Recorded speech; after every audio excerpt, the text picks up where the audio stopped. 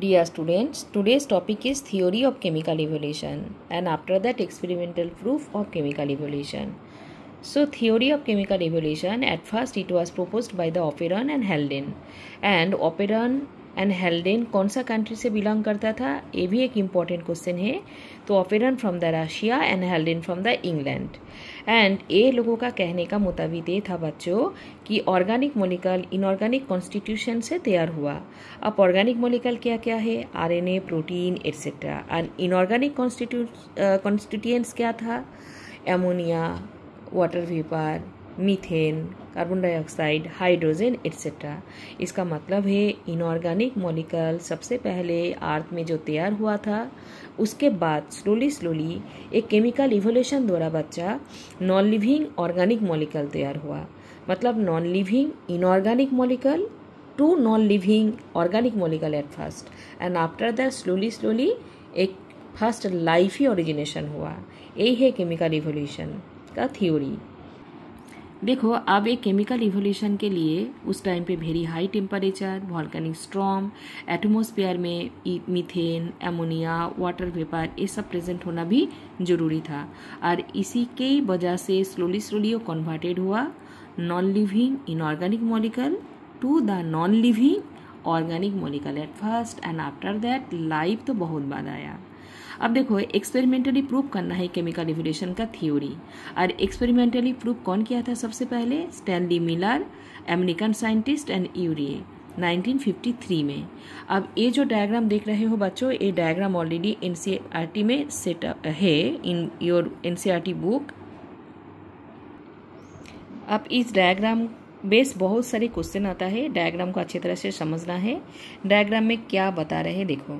सबसे पहले लेबोरेटरी में उसी तरह का एक एटमॉस्फेयर सेटअप करना था जो आर की बहुत साल मिलियंस ईयर्स एगो माने बहुत साल पहले केमिकल इवोल्यूशन के लिए रिस्पॉन्सिबल था.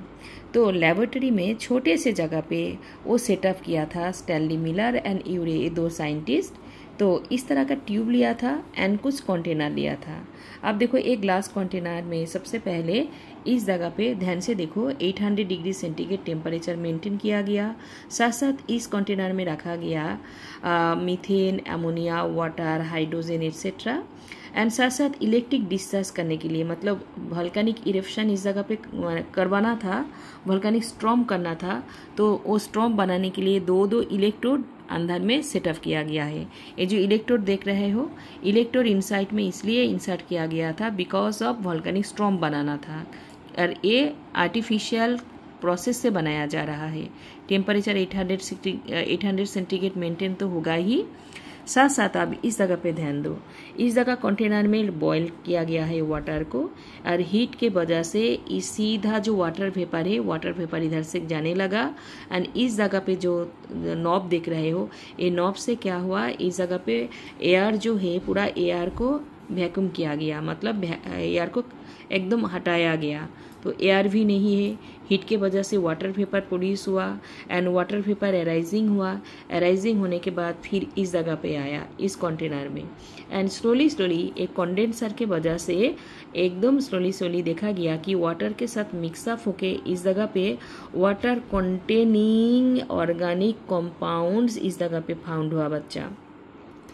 अब देखो ये लिक्विड वाटर के अंदर ट्रैप होने लगा. मतलब ये जो ट्यूब है देख रहे हैं हम लोग, ये ट्यूब के दो साइड में ही वो एक्यूमुलेटेड होने लगा. क्या क्या, आरएनए, फिर उसके बाद प्रोटीन एट्सेट्रा. मतलब वाटर के अंदर आरएनए, प्रोटीन ये सब फाउंड होने लगा है ना. और ये सेटअप के बाद स्टैनली एंड मिलर तो एक्सपेरिमेंट करके बताया दिया था कि कैसे ये एक्सपेरिमेंट में आरएनए तैयार हुआ और प्रोटीन तैयार हुआ, माने आरएनए और प्रोटीन आ रहा है. एंड इस तरह से अमाइनो एसिड, क्योंकि हम लोग जानते हैं monomer of protein is amino acid, तो actually formation of amino acid इस जगह पे जो डिपोजिटेड हुआ था, यही वो लोग बताया था कि इनऑर्गेनिक मॉलिक्यूल से ये ऑर्गेनिक मॉलिक्यूल, ऑर्गेनिक ये अमाइनो एसिड, आरएनए ये सब तैयार हो चुका है. इसके बाद सिमिलर एक्सपेरिमेंट अदर साइंटिस्ट भी किया.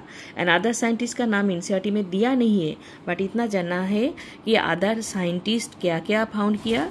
वो लोग भी सेम एक्सपेरिमेंट किया. एंड शुगर, नाइट्रोजन बेस और पॉलीसेकेराइड, किसी को मिला लिपिड, फिर सम ऑफ पिगमेंट ऑल्सो. तो इसी तरह का sugar, nitrogen base, polysaccharide, lipid, pigment, amino acid, RNA, सब चीज़ तो ऑर्गेनिक ही कंपाउंड है। और ये ऑर्गेनिक कंपाउंड इस तरह से फॉर्मेशन होता है, मतलब इनऑर्गेनिक कंपाउंड से बनता है, ये एक इवोल्यूशन प्रोसेस से बनता है, यही इस थ्योरी का कहना था। तो केमिकल इवोल्यूशन लेस और मोर एक्सेप्टेड हुआ by the all over world, ठीक है। एंड कोई ना कई जगह पे ये जो केमिकल इवोल्यूशन का जो थ्योरी वो मैच करता है मेटेराइट्स के साथ। मेटेराइट्स थ्योरी में क्या था कि बाहर का कोई प्लैनेट से हमारे वर्ल्ड में मेटेराइट्स आया, आज जो मेटेराइट्स गिरता है वो मेटेराइट्स के अंदर जो सामान मिलता है, जो और की इनऑर्गेनिक कंपाउंड मिलता है, वो सेम इनऑर्गेनिक कंपाउंड जो मेटेराइट्स के अंदर है और देखा गया हमारे वर्ल्ड में भी वही है, और अर्थ में स्लोली वो कन्वर्टेड हो रहा है through the chemical evolution process से ऑर्गेनिक कंपाउंड में। तो ये जो थ्योरी और ये जो सेटअप, ये जो एक्सपेरिमेंट, इसके बेस बहुत क्वेश्चन आएगा, अच्छी तरह से पढ़ लेना है।